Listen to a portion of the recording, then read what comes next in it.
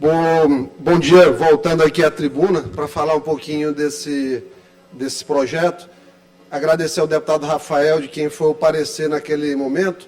Da mesma forma que mudou a visão da CCJ em relação à questão da cannabis medicinal, eu acredito que 2, 3 anos seja um tempo mais do que suficiente para a gente ter uma revisão dos nossos entendimentos de certas temáticas. O que é esse projeto originalmente? Ele é um projeto que diz o seguinte, bem aqui, a lei estabelece normas gerais e critérios básicos para a promoção de alimentação saudável e determina a exclusão de alimentos ultraprocessados e açucarados nas escolas públicas e particulares no estado do Maranhão. Para fins de alimentação saudável, ultraprocessado e açucarados, tem um rol taxativo aqui. A alimentação saudável é baseada em equilíbrio e variedade na ingestão, sendo composto de proteínas, gorduras, carboidratos, incluindo fibras, vitaminas e minerais. O que é o ultraprocessado e açucarado? Produtos cuja fabricação envolve diversas etapas, técnicas de processamento e ingredientes, muitos deles de uso exclusivamente industrial. A rede de ensino pública e privada obedecerá aos padrões estabelecidos nesta lei. Para os efeitos da lei, os alimentos ultraprocessados são achocolatado, biscoito recheado, balas e guloseimas, barras de cereais ultraprocessadas, bebidas energéticas, cereais açucarados matinais, caldos com sabor carne, frango, peixe ou de legumes, iogurte e bebidas lácteas adoçadas e aromatizadas. Mistura para bolos, sopas, macarrão e temperos instantâneos, maionese e outros molhos prontos, pó para refresco, produtos congelados e produtos prontos para consumo. Massa de pizza, hambúrguer, nuggets, salgadinho, salsicha e outros embutidos, pães doces e produtos de panificação que possuem substâncias como gordura vegetal hidrogenada, açúcar e outros aditivos químicos, queijos ultraprocessados, refrigerantes, salgadinhos de pacote, sorvetes industrializados.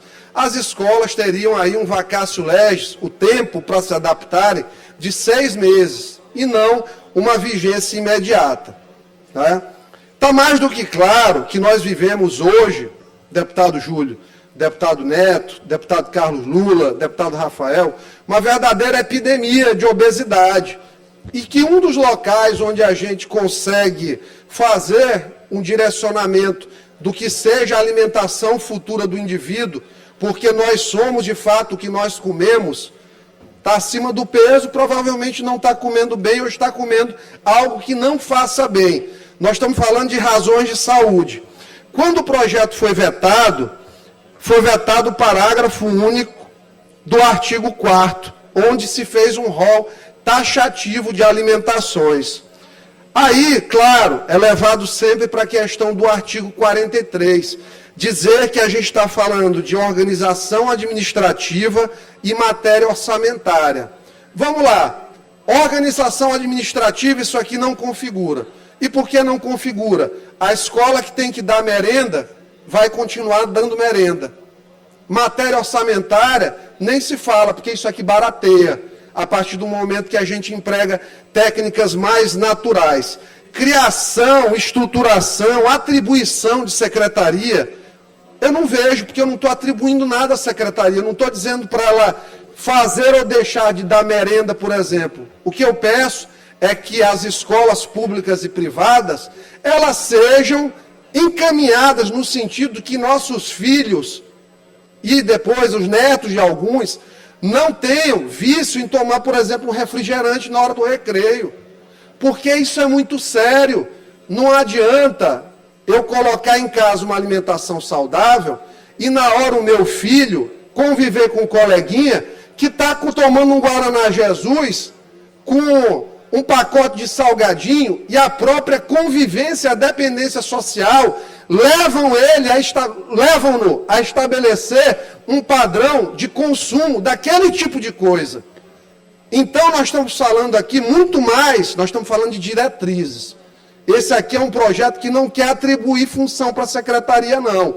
Esse projeto quer construir uma geração com menos pessoas obesas, com menos pessoas doentes. E começa de pequeno isso aqui. Não adianta nada a gente chegar aqui em defesa da infância, em defesa de determinados tipos de criança e não cuidar com o que a criança está comendo dentro da escola.